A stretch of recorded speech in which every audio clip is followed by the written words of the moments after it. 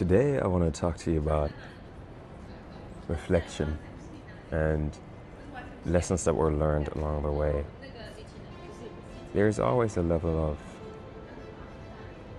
loss in everything that we do. We never get it 100% right from the start. And that loss can be either seen as a loss, a defeat, something that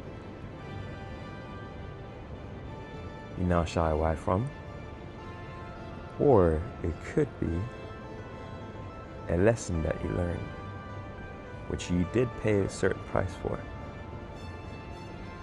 This might be financial loss, this might be time loss, this might be emotional loss. But either way, you paid a price. But know that with every single price that you pay into your education, into your better understanding of what you're looking to create, to build, every single price you pay can make a massive difference in the future if you keep going. It won't make a massive difference if you give up. But if you keep going, massive. I'm going to give you an example. Me personally, I made a lot of good choices, but also made some mistakes. Earlier this year, I tried to invest into a deal, and I bought the deal from a deal sourcer. And the deal looked great on paper. The numbers stacked, everything was great. And I paid the monies. And the moment the money left my account, I didn't hear anything anymore. The guy just went quiet completely.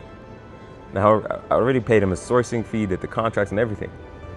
And what I noticed in that was that I ignored like a quiet voice in my spirit that tried to tell me, don't rush into this, be careful, be careful. But all I could see was just the numbers on the deal, and I was like, this is an amazing deal, so profitable. And that got the better of me. So when you let your emotions speak louder than your heart or your soul or Holy Spirit in that situation, then you're prone to make mistakes that could be costly. And that's what happened to me.